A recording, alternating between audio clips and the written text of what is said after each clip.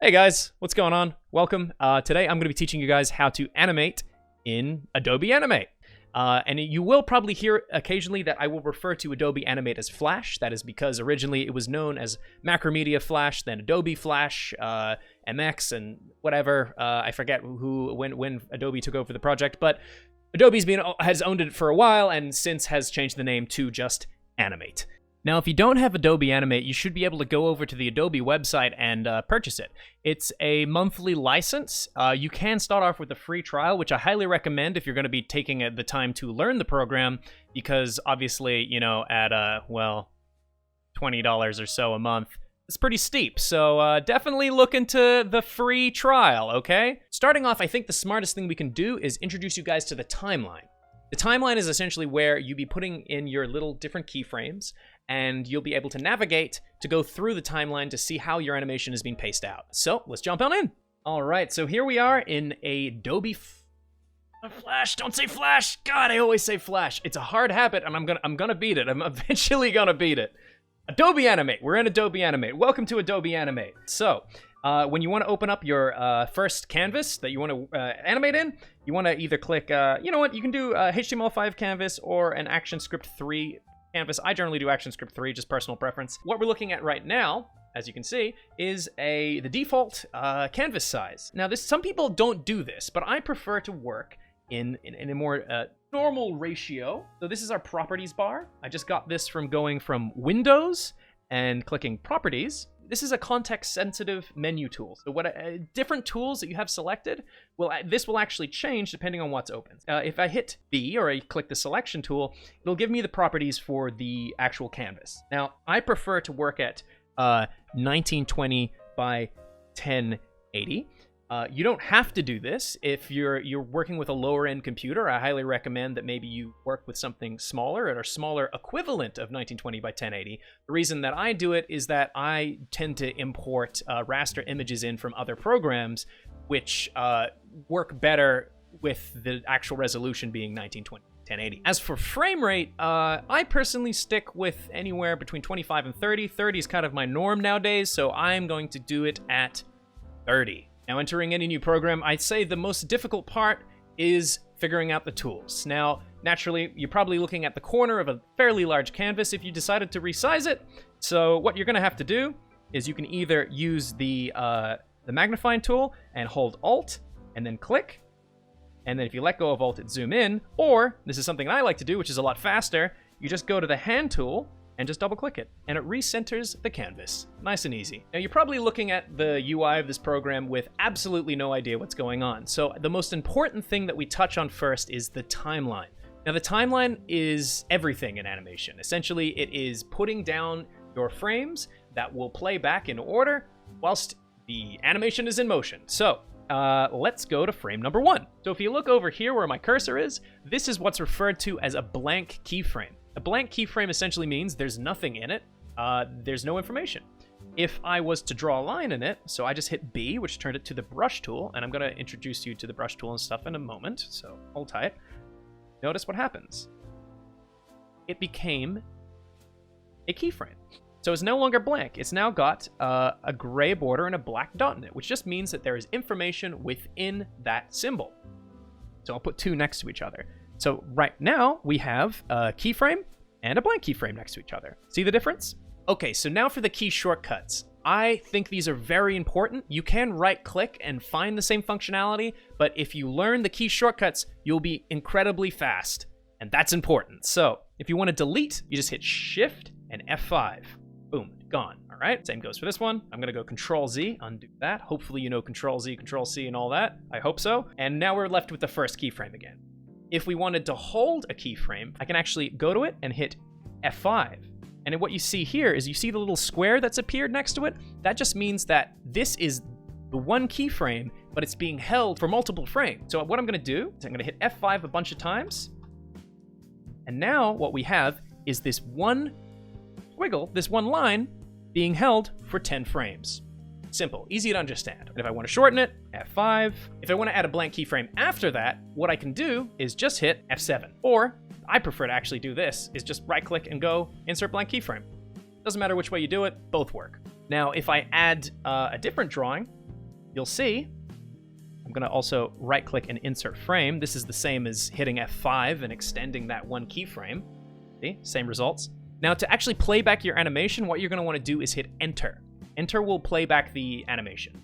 You can also scrub the timeline by just grabbing the this little guy here and just pulling it back and forward. See? Now, before we get into basic movement, what I'd like to introduce you guys to is layers. Now, if you've used any sort of illustration software in the past 10 years or so, you'll probably know what a layer is. Layers essentially just let you stack different images on top of each other. Right now, we've got layer 1. If I go down to here and click this, I can create a new layer. I can also right-click on a previous layer and go Insert Layer. You can also delete layers or set them to guides. Guide just means the layer will be invisible no matter what. So this is really useful if you want to have like a guideline on the ground, like anything that maybe helps direct the animation you're trying to do, or maybe a note off the side of the screen. Very useful. So let's have a look here. So I'm going to use a different color. I'm going to use red. And I'm going to go on top of this drawing, and I'm going to use the square tool. The square tool is this one down here. And essentially, if I just go over it, I'm able to draw a square. Easy. Super simple. This is like paint at this point. So you're probably noticing that the square has eaten our lines. So if I go back and forward, we've got nothing. But if I grab this and move it down, look at that. Everything is as it should be. The line is now in front of a box. Now, understanding layers is incredibly important, and even if you're doing more complicated animation, or frame by frame as the kids like to call it, you're gonna need to know this, because sometimes you might want to animate a character who has a fully animated head, but the body is on a separate layer. Even back in the days of Hanna-Barbera, you would have seen that a lot of the characters wore ties.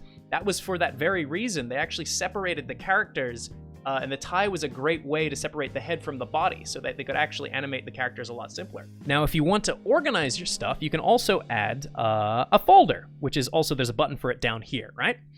And if you want to drag things into the folder, you just click this layer and drag it up. I am a culprit of this. I'm generally very bad about organizing my layers, and that, you know, is not great, I admit. If you're going to be working with lots of people, it's very good to organize your work. So what do I mean by that? Is we're just going to call this layer background. Now, all I did to do that is you just double click on it, and then it lets you rename it. And then once you're done naming it, enter. And then I'm going to call this red box. Okay? And then call this one lines. Now, this is a very, very simple introduction to Flash's timeline. This is as simple as I can humanly get it. So in keeping it simple, I think it's really important that we quickly go over the toolbar. Now, the toolbar, as you know, has all your tools.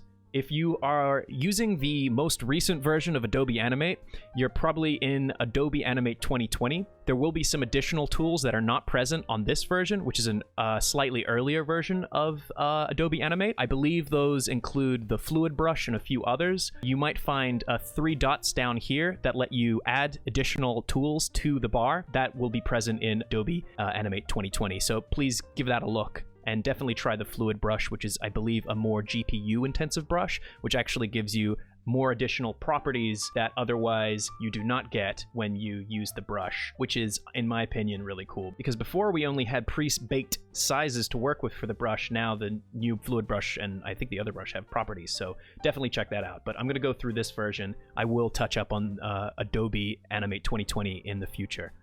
So, the first up, we have the selection tool.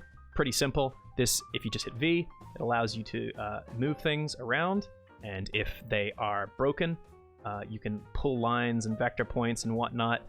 Very good for manipulating things. You can also go to my line art tutorial where I show how this can be applicable for cleaning up your lines as well. We also have the sub-selection tool, which if something is not a symbol and is just drawn up of fills using the paintbrush, and I'll get into the difference between fills and lines later. I think this also works for lines too. You can see the vertices, the points that build up the shape. And you can actually grab them and manipulate them. I don't particularly use this one. I feel the selection tool does a good enough job. I believe this is maybe closer to something like Illustrator, which I'm not really proficient at, but it's worth checking out if you want to play around with it. Next up, we have the free transform tool. This is exactly what you imagine. Free transform, you hit Q, and then it lets you resize thing. Hold shift to keep proportions, let go of shift to have your proportions get wacky. You can also hold alt to skew from one direction. Additionally, if you go in between the corners, you can also skew. There are other options for different types of skewing you can do down here, which allow you to manipulate it even further. You can also get really creative with that tool and do things like this and have your drawings distort. So play around with it. It's pretty neat. There's also the 3D rotation tool, which allows you to move things in 3D space. I probably won't be getting into it in this tutorial, but it's there if you want to play around with it. The lasso tool, which you can get by hitting L. If you click and hold on a lot of these toolbars, you'll get sub-tool options. Lasso being more free drawing, and the polygon tool being more angular, and magic wand just kind of clicking on a space and grabbing it. Now, this generally will only work on shapes that haven't been turned into symbols or groups. By that, I mean, I'll break this with Control B. This was a symbol, so when it's not a symbol or a group being a unsaved shape, so this is not saved in the library, but if it's a symbol, it is saved in the library. That's basically the difference. And if it is one of these two, I can't grab it. But if I break it and it's still a fill, you'll see that I can select it and break it. There's the pen tool, which allows you to draw shapes like so. Some people actually illustrate with this. I don't particularly use it. Once again, these draw with lines and not fills, which are separate. The text tool, which, you know, as you imagine, puts in text. The property bars will have all your options for your fonts and such when you have it selected. The line tool, which is a more direct way of drawing with the lines. You don't actually manage the curvature as you draw them like the pen tool, but you can use the selection tool and bend them later on. Now, these are the three shape tools. Your properties bar will change depending on which one you have selected. You can also have a quick look and look at the subsettings for these, but generally speaking, they will draw shapes that are built up of fills with lines on the edge. As you can see here, red line, this is our line color, and this is our fill color. If you don't want it to draw with lines or maybe fills, you can actually just select the negative color option right here.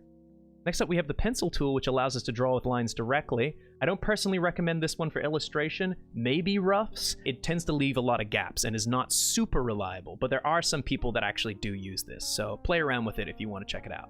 Next up is the paintbrush tool, not to be confused with the brush tool. This actually draws with lines instead of fills. Next up is the brush tool, which most consider to be the standard for illustration within Adobe Animate. Both illustrations here were drawn with the brush tool. It's a pretty reliable way of drawing with fills. Fills are a lot more inky to work with. The alternative in the newer version, like I said, is the fluid brush. I actually like it a lot. I think you definitely play around with it if you're getting the new version. Like I said, the difference between fills and lines is that the lines have different properties. So if we go to our lines, we can actually see that I can change the stroke size of them, which is great. And you might think, hey, well, that's touching now. A lot of the time, you'll find that when you try to use the fill bucket tool, which is this one down here, which, you know, we might as well try it right now, it won't fill, even though it looks like these two are touching, because in reality, due to the size of this thing, we make it smaller, we see that this gap is actually present. So that's a problem you'll find when you're using lines for illustration. Generally speaking, when something is touching here, you'll find that you can very easily fill it in. And if you can't, you can go down to here whilst you have it selected, pick the gap size. So you can be like, don't close small gaps, close large gaps and such. I generally keep it on close small gaps. It just makes filling things a little bit easier. Next up is the bone tool.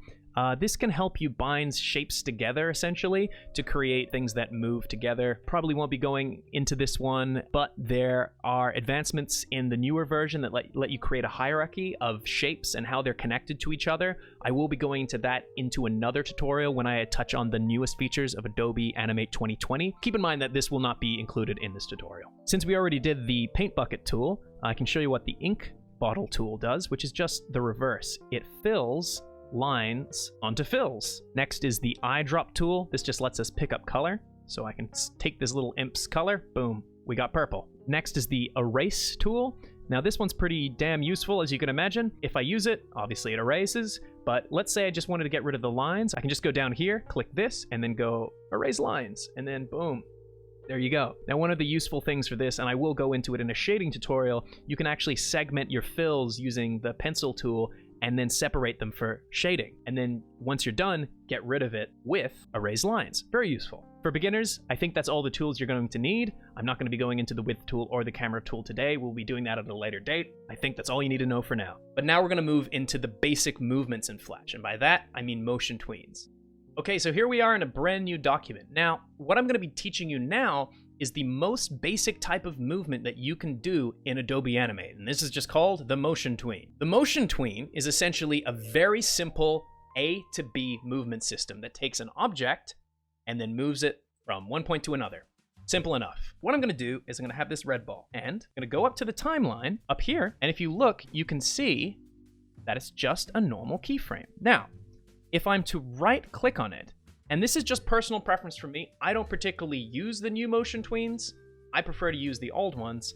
I go Create Classic Tween right here. Not this one, Create Classic Tween. This is just the one I prefer. Now, what happened here, you'll probably notice that it went from being all dotty to being in a square.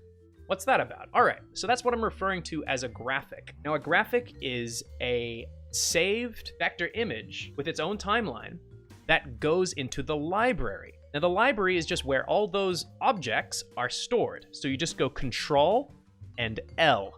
And here we have a library. This is a very important thing to note. Just remember, Control L. So let's turn it into a symbol ourselves before turning it into a motion tween. So I'm going to click on it, and I'm going to hit F8.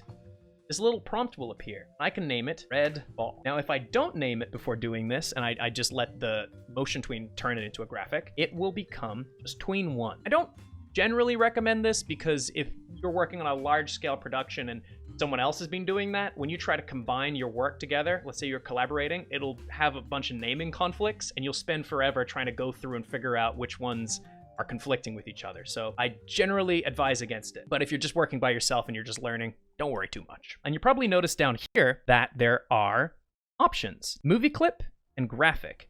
Button isn't particularly important. That was more so for things like flash games and action script and on-off states. Don't worry about that one. We're probably never going to use that when it comes to animation. But movie clip is similar. So I'm going to give you guys a quick little look at this because knowing the difference between these two is extremely important, all right? I prefer to use graphic when it comes to animation, and I'll show you why. So let's make 2 balls. And to copy and paste the ball in place, instead of pasting it off over here, Control-C, Control-Shift-V, paste in place. Remember that, very useful. So I'm gonna make this one red ball graphic. I'm gonna make this one red ball movie. And this is gonna be a movie clip. I'll just do this for now so you can see. So you notice how I made the keyframe longer here? What I'm gonna do is double click on it now and notice that it's gone. What's happened is we've gone from the main root timeline into a separate timeline that's inside of this shape.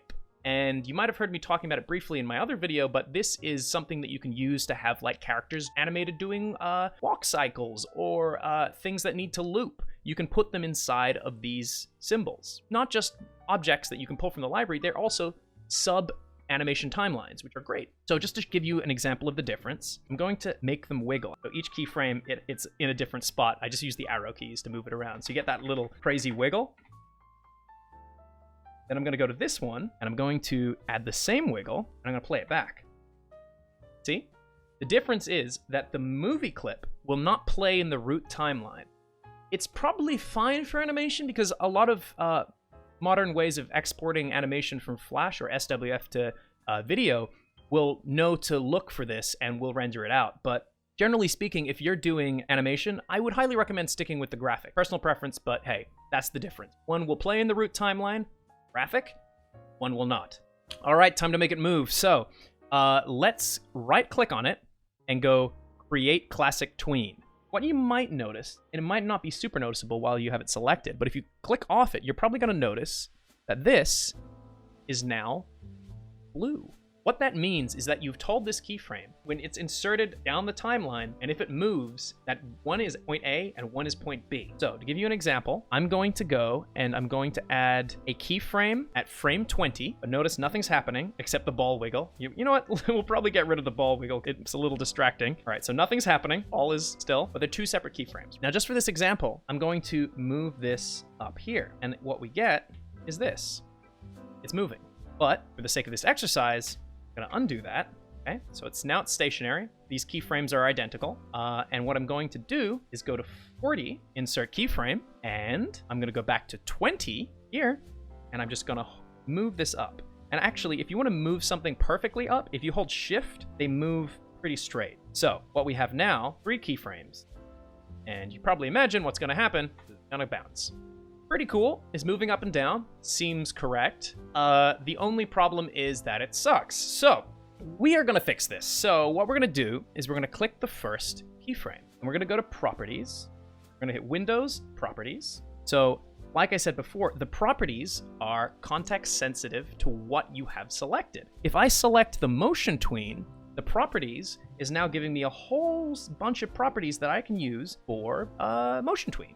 Now, one thing you guys will probably notice is that it's moving too stiffly. Now, the problem with it moving that stiffly is it's not really imitating life. Things move by gaining energy and losing energy, getting fast, getting slow, and that's basically it. When I was teaching at a youth film school, I sometimes had to teach a lot younger students, and to get this point across, I used this analogy. He's got a Lego car. What possibly could he have to share? Well, ladies and gentlemen, this is a Lego car with a Lego recreation of Owen Wilson. It's Owen Wilson, everybody. Thanks, celebrity guest, Owen Wilson. Now, the thing I'd always say to the kids to help them understand better how movement works is I'd say, hey, when one of your parents drove you here to class and they saw a red light, what did they do? Of course, all the kids put up their hands and they're like, oh, they stopped. So, yeah, okay, well, what does stopping look like? Show me with your hand. And what they did is they did this. They were going, right? I said to them, well, that makes sense because your parents don't just go. I mean, I hope they don't because that'd be incredibly dangerous. So essentially what I was trying to explain to them was that animation has a bunch of slow ins and slow out. So if we've got a car speeding up, coming from a stop, it starts slow and then gets fast, right? A ball bouncing, we have to keep in mind that when a ball goes up, it's gotta go, it has energy to go up, it slows down, and then it starts to, gravity kicks in, and it starts to build up momentum, and it gets faster, and boom, hits the ground. But when you're looking at this, you just notice that it's going up and down without any change of speed. We need to simulate the feel that this thing has weight and gravity, all right? So what I'm gonna do is I'm gonna introduce something called easing. For this example, I'm gonna be using classic ease. And what I do is I select the first keyframe, and then I drag this up to 100, or you can just type it. Now what this does is this makes the this first keyframe slow down as it gets to the highest point. Now, if we go to the midpoint and then we just drag it the reverse or type -100, what I'm going to get is something that looks, I'd say, more correct. Okay? Interesting, right?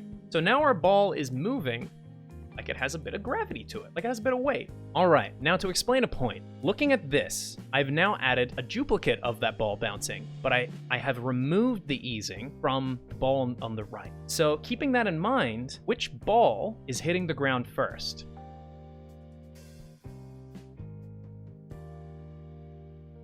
If you picked any of them, you're wrong. The answer is they're both hitting the ground first. This is the difference between spacing in animation.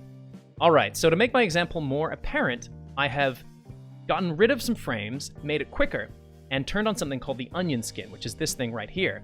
And you can change how much it shows by grabbing this. This just shows you like little ghosts of previous frames. Very useful. There's also a outline. You know what? Actually, let's use the outline version of it. If you look at it, this is what I'm talking about when I say spacing.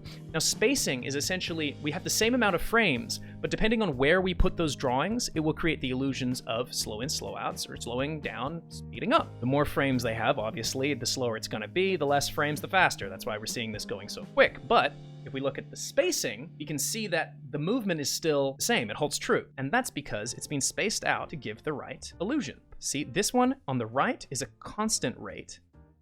See? But the one on the left, it's getting faster, so further apart, and then steadily, it gets closer and closer together, which makes it look like it's slowing down until it gets to this point, still slow, starts to speed up, hits the ground. Whilst we look at the one on the right, like I said, constant rate. And that's all there is to it.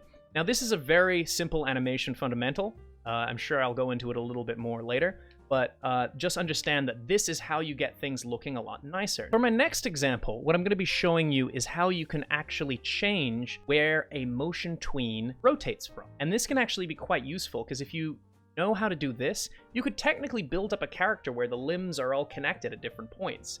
Very simple form of animation, but you know what? I'm going to show you guys how to do it because it's very important to know. So once again, we're going to hit F8. We're going to make this not a movie clip, rather a graphic, and I'm just going to call this Blood Tier. Now, I'm going to right-click on it and then go Create Classic Tween, and then I'm going to right-click on here and I'm going to go Free Transform. What I really want to do is put this kind of here. Now, if you're finding that it's jolting around too much, this might be on, which is the snap tool, which makes it a little bit more likely to pull to the edges of the symbol. So now you'll notice it rotates on this point. When you see a lot of those like really basic Flash animations that use a lot of motion tweens, they'll have their limbs all broken up into different parts on separate layers, like, you know, like body parts. So you can have like limbs like it rotate here and one that rotates here. So that's essentially how you do having things rotating from a certain point. There are problems with this. So for instance, if they might have fixed this, but let me try this. If I move this pivot point in one of the other frames, you're gonna notice that it glitches out. So try not to change the pivot point halfway through an animation or you're gonna get problems like this. So yeah, just keep the pivot point where it should be. Try not to move it around. Additionally, a really big no-no, which I should have mentioned earlier, my bad, is don't think you can put motion tweens on the same layer. And it seems pretty straightforward and kind of obvious to me, but I've just thought back to when I was teaching kids and how often they do this. Also, another example of something that could go wrong is, let's say I just had two graphics on the same layer, and I was like, okay, these are going to be separate motion tweens, and then I right-clicked and created Classic Tween. These suddenly become one shape. Smart about your layers. Real simple, okay? Keep that in mind. Now, at this point, you should have a pretty good understanding of how to use the motion tweens in their most basic form. Now, I just want to give a quick example of how you could probably expand it. Now, like I said before, you can use this method to kind of like combine limbs together and stuff. Like, for instance, let's do a good example right now. I'm going to keep this really simple. Let's say we have our arm, and on another layer, forearm, and then other layer, our hand. Not very well drawn, but it'll have to do. So just a quick thing, just so you know what I'm doing here. I'm setting the brush to paint behind down here, and that just lets me go to the layer where I'm drawing that particular limb. And then I can actually like close off that section color-wise. And then if I want to pick some kind of skin color, let's say I can go to Windows, and then I can open up color. So here's the color, so we can go... You can just get rid of these red lines like that. I'm not going to name each symbol. We're just going to right-click on all of them and go Create Classic Tween. They all got turned to symbols. What I'm going to do is I'm going to hit Q and then go to the hand. I'm going to move the pivot point down to where the wrist would be. This one down to where the elbow would be. And then this one to where the shoulder would be. Then I can do this. It's not going to look great, actually. This is probably the bad example, but it's really quick. So let's do this. Add some extra keyframes. Then... like this. Look at that. So now obviously this is a very simple way of doing animation. I'm not recommending it, but it's an alternative. You want to keep things really quick and simple. You can even have a really expansive symbol library where, for instance, like I can actually be like, okay, so I'm going to add another frame here. Keep these frames, so insert frame. Then, you know, you can swap out the hand and have like a different hand symbol come in. There you go, a really simple arm in Flash. Nothing that impressive. We're gonna move forward, hopefully now away from motion tweens into the good stuff, the meat and potatoes of making the cartoons, I guess. Okay, so we find ourselves in a new canvas. What should we start with? I say, let's keep it really simple. Let's draw a background, sure. And you know what, just for the sake of things, I'm gonna draw awfully. Draw pretty little sky. Animate has to process strokes.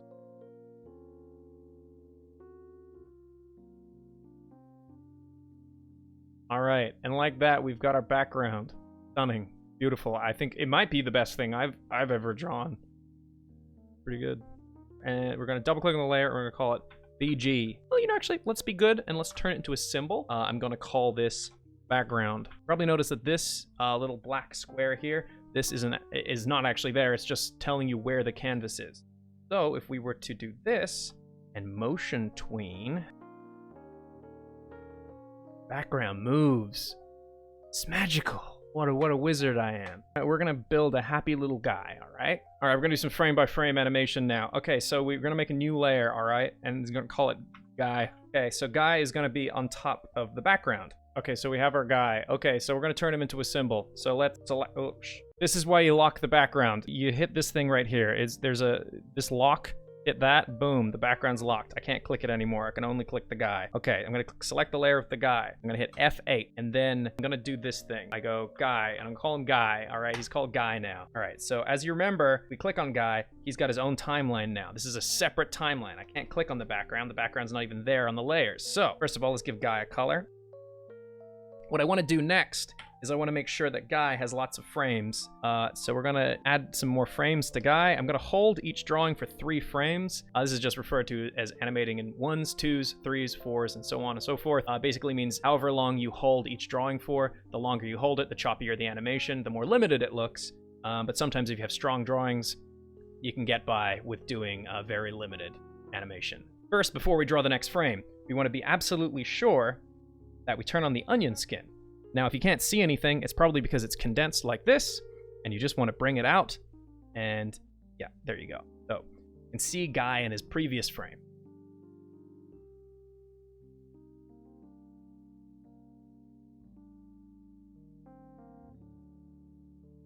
Okay, so now we have 2 frames of guy.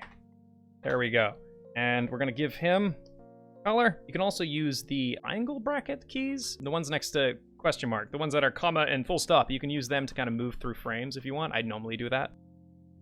Okay, so now guy has really bad walking cycle. We can see that it is not playing because there are no frames in the root main timeline. What I'm going to do, just went down the timeline, it went insert frames, but we can see that he's now moving. Now we're going to do what we did before and have the background move while our protagonist moves along with it. So here we go. Let's give him a motion tween too. So classic.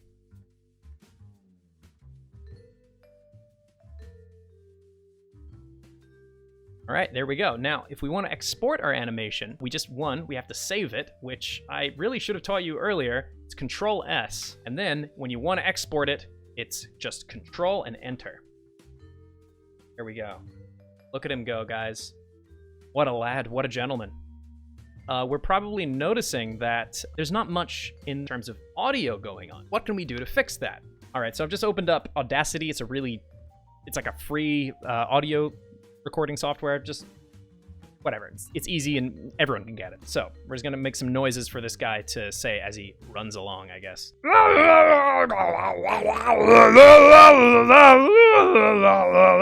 All right, so play that back.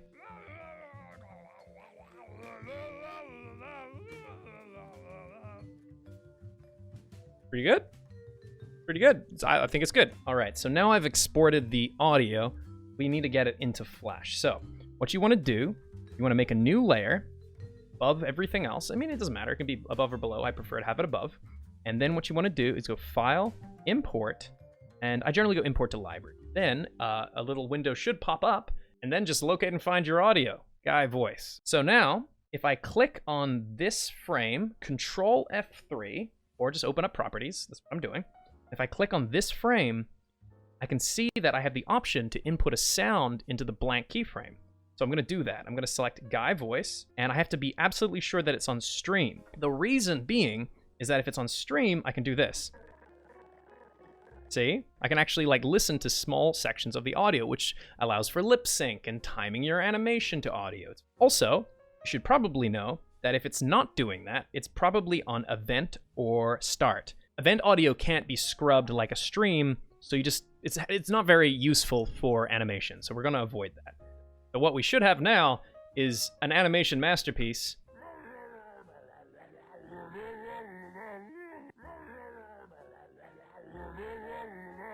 I'm impressed. There you have it, a very simple piece of animation. And that's it. I hope you guys have learned enough to take a stab at trying to build some animations in Adobe Animate. If you want to know some animation fundamentals, I highly recommend the Animator Survival Kit by Richard Williams. That goes into the fundamentals, which I will cover later on. So don't forget to subscribe and hit the bell so you don't miss out. As well as that, I've got a new animation coming down the pipeline very soon. So I hope to see you guys in the next tutorial. See you then. Bye guys, take care.